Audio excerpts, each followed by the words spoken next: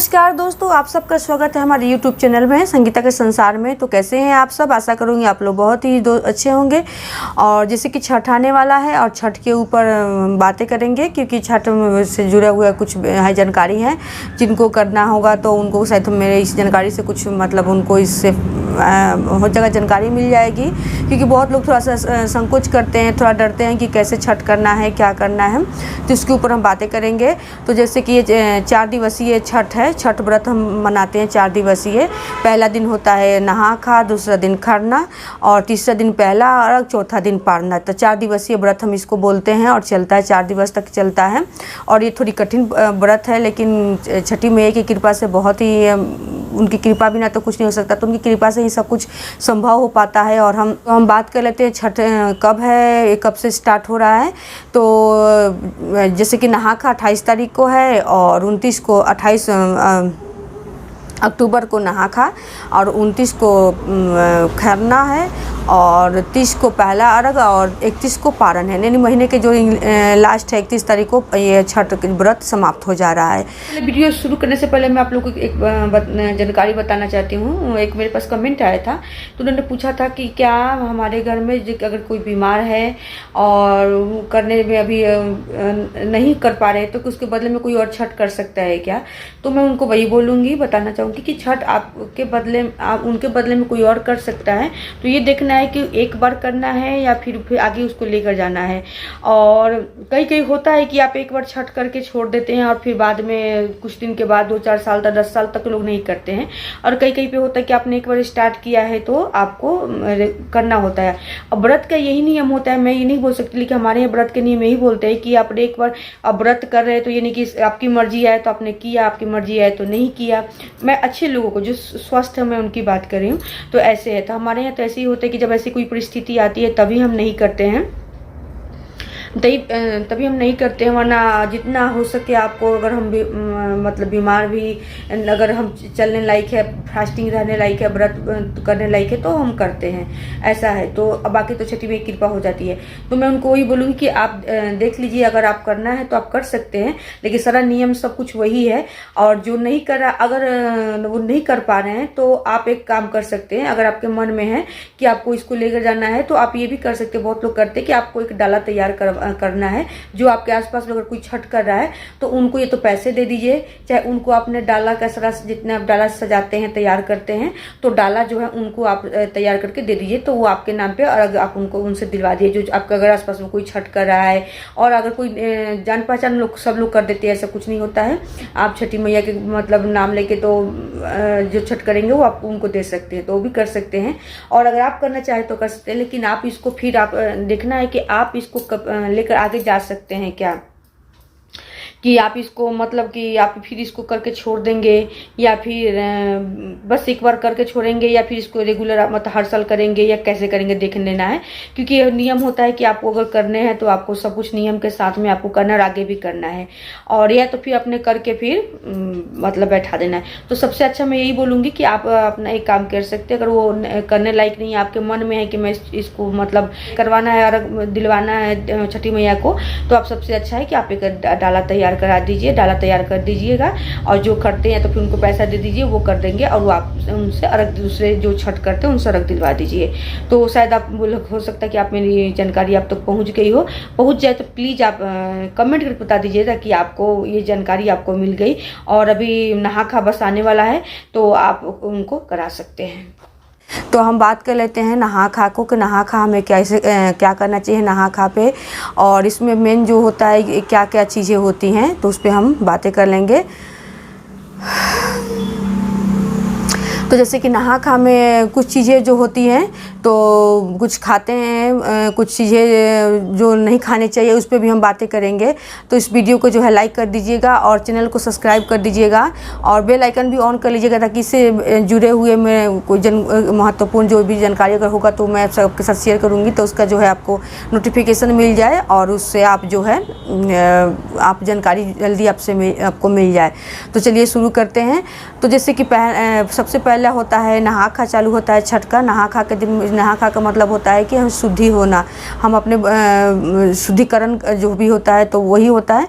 तो शुद्धि होने के लिए हमें जैसे नहा खा यानी नहाया खाया, बाल धोना, अपने सारे जो भी हम, क्योंकि हम व्रत के लिए तैयार होते हैं कि हमें 3 दिन का जो व्रत है तो उसके पहले हम नहा खा स्टार्ट होता है। तो नहा खा में क्या खाना चाहिए उस पर हम बात कर लेते हैं। तो सबसे पहले जो है हम अपने बालों को तो धोते ही हैं, बाल को धोना। और आज मतलब नहा खा के दिन से प्याज व्याज खाना घर में बनना बंद हो जाता है।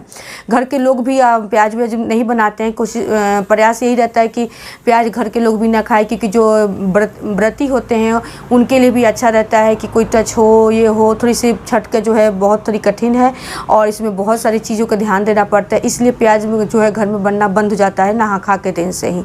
तो ऐसा आप लोग कीजिएगा अगर आप लोग कर रहे हैं तो। इसमें आपका भी मतलब सही रहता है कि प्याज नहीं बनता है तो नहा खा में हम क्या खाते हैं, तो नहा खा में हम अरवा जो कच्चा चावल बोलते हैं, कच्चा चावल और लौकी की सब्ज़ी और चने का दाल बनता है दिन में, मतलब सुबह में हम इसको बनाते हैं।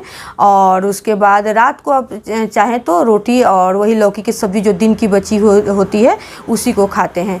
तो खा सकते हैं रात को रोटी, लेकिन दिन में लोग होता यही कि एक टाइम ही खाना चाहिए। लेकिन फिर भी अगर आपको भूख लग रही है, आप दवा ले रहे हैं और एक बार नहीं रह सकता, अगर आपने जल्दी 10-11 बजे तक आपने कर लिया, आपने नहा खा कर लिया, आपने सब कुछ आपका काम हो गया, तो अब चाहे तो उसी दाल चावल में थोड़ा सा आप निकाल के अपने लिए पहले ही रख लीजिएगा। जब आप पहला टाइम आप खाएंगे ना तो उस टाइम थोड़ा सा दाल चावल निकाल के रख लीजिएगा।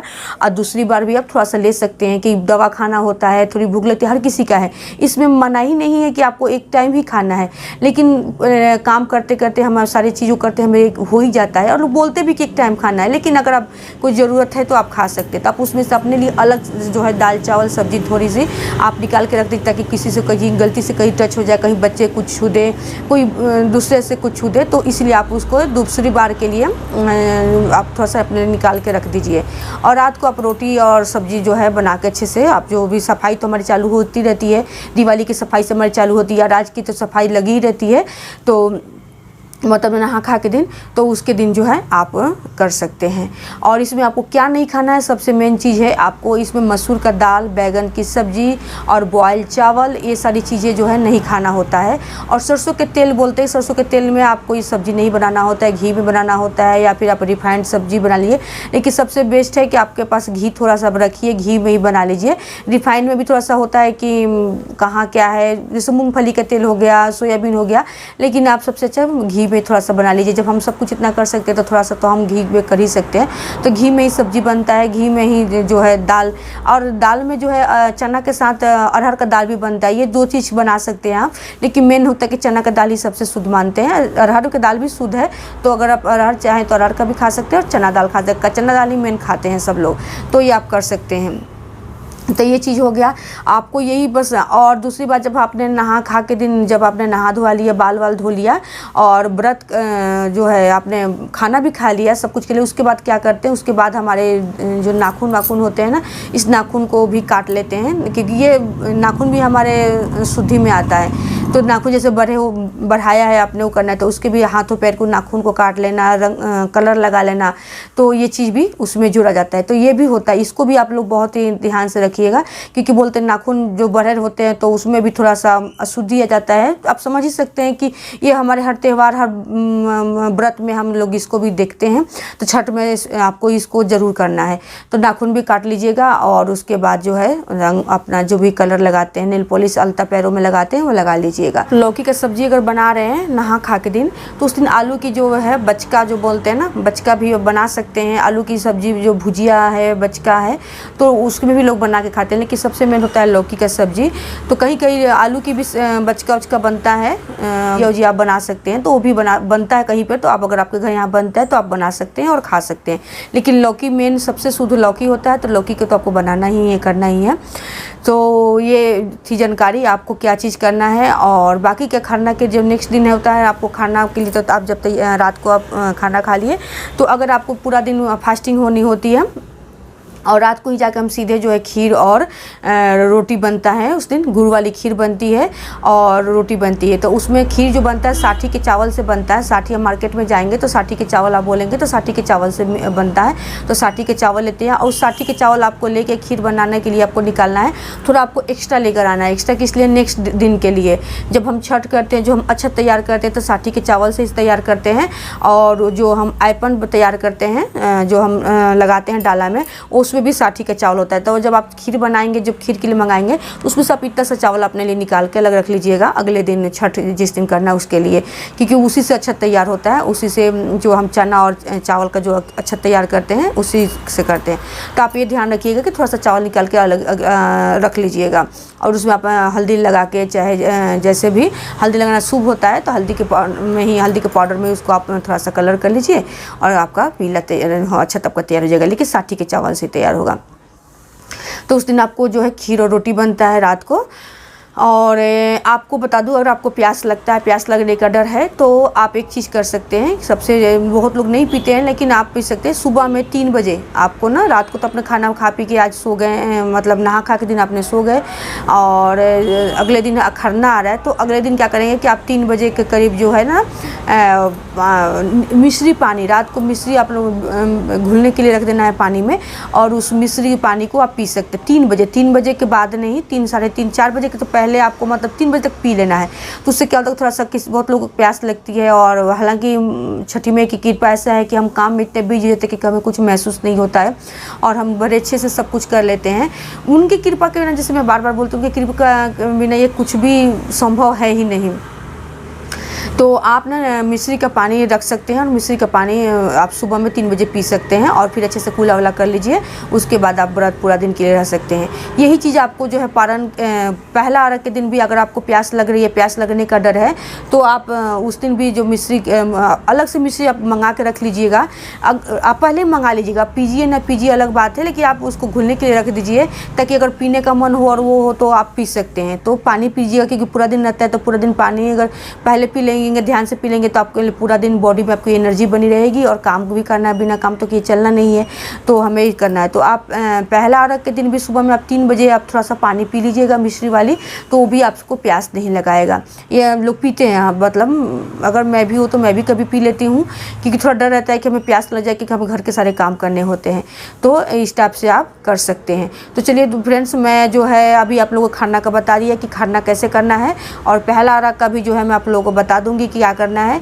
तो अब तक मैं आप लोग को बस ये ध्यान रखना है कि आप घर में लहसुन प्याज नहीं बनानी है। आपको मसूर का दाल, बैगन की सब्जी और बॉयल चावल भी नहीं, ये सब चीज़ें नहीं बनानी होती है, नहीं खानी होती है। तो ये सब चीज़ों को आपको बहुत समझ करना है। सरसों का तेल यूज नहीं करना नहा खा में, तो ये चीज़ आप करना है। तो फिर आपको मिलते हैं नेक्स्ट वीडियो में नई जानकारी के साथ में, नई छठ की जानकारी के साथ में। अच्छा लगेगा तो लाइक कीजिएगा और इसे शेयर कर दीजिएगा ताकि किसी को इसकी जानकारी मिल सके। अगर कोई आपको क्वेश्चन है, आपको है, तो आप मुझसे पूछ सकते हैं, मैं जवाब देने की कोशिश करूंगी। मैं भी छठ कर रही हूँ, तो इसी के साथ में बनाए रखें, हम सब पे कृपा बनाए रखें। तो मिलते हैं नेक्स्ट किसी